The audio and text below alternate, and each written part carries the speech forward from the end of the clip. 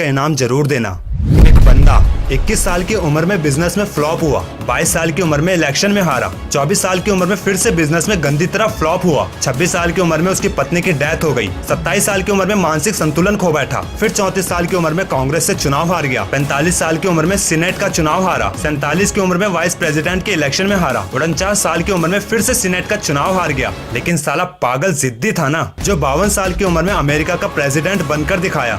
नाम Abraham Lincoln, जिसने पूरी दुनिया को गलत साबित करके बताया कि तुम कितने ही बदकिस्मत क्यों ना हो, लेकिन फिर भी तुम कर सकते हो। कैसे? जिद पालकर। पता है हम लोग जल्दी हार क्यों मान लेते हैं? क्योंकि हम लोग जरूरत से ज्यादा और वक्त से पहले भीख मांगने लगते हैं। लेकिन हम पता नहीं क्यों भूल जाते हैं कि इस भीड़ में जीतेगा वही जो धैर्य के साथ लगा रहेगा। वरना साइंस स्ट्रीम से ग्रेजुएशन करने के बाद भी पार्ट टाइम वॉचमैन की नौकरी करने वाला वो बंदा, जिसके अंदर एक एक्टिंग का कीड़ा था, जिसने सक्सेसफुल होने की नहीं बल्कि स्ट्रगल करते रहने की कसम खाई थी। क्यों?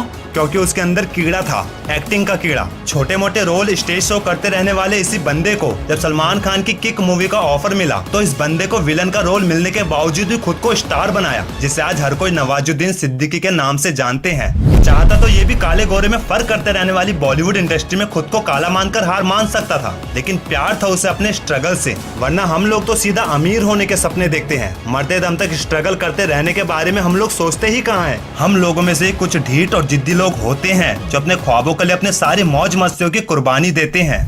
शायद इसीलिए एक नोवेल लिखने वाली लड़की जिसकी माँ उसे जवानी में अलविदा कह गई थी, यही नहीं अपनी शादी के 13 महीने बाद ही एक दिन उसके पति ने सुबह 4 बजे अपनी 1 महीने की छोटी बच्ची के साथ उसे घर से भगा दिया था। लेकिन इस लड़की में आग थी कुछ कर दिखाने की। पूरा दिन अपनी छोटी बच्ची के साथ कैफे में बैठकर नॉवेल लिखने वाली इसी लड़की ने अपनी मौज मस्तियों की कुर्बानी देकर हैरी पॉटर की नॉवेल लिख डाली। वो लड़की आज जेके रॉलिंग के नाम से पूरी दुनिया में फेमस है, जिसने पूरी दुनिया को गलत साबित किया। पता है गलती हौसला गिराने वाले लोगों की नहीं है, गलती हमारी सोच की है। क्योंकि हम लोग कोई काम को बीच में अधूरा तभी छोड़ते हैं जब वो अपनी सोच को नेगेटिव बना लेता है। वरना मेरा यकीन मानो, सोचने की ताकत में इतना दम है कि जो गलत को भी सही कर देती है, और इसका उल्टा सही को गलत, जिसे दुनिया किस्मत और बदकिस्मती का नाम देती है। वरना अपनी टीम इंडिया का top class bowler Jasprit Bumrah भी ओवर कराते समय यही सोचता कि वो 6 की 6 बॉलें यॉर्कर नहीं करा पाएगा, तो आज वो वर्ल्ड का नंबर 1 बॉलर नहीं होता। अगर उसकी एक बॉल पर छक्का भी लग जाए तो फिर भी उसके चेहरे पर धैर्य और स्माइल रहती है, जो उसकी पॉजिटिव सोच को दिखाता है। अरे सोच बड़ी करो ना यार, आधी सफलता तो हमें तभी मिल जाएगी। ये एक 4 साल के छोटे गरीब लड़के की बड़ी सोच ही तो थी, जिसकी माँ गरीबी से मजबूर होकर अपने बच्चे को अपने अंकल आंटियों को दे दिया।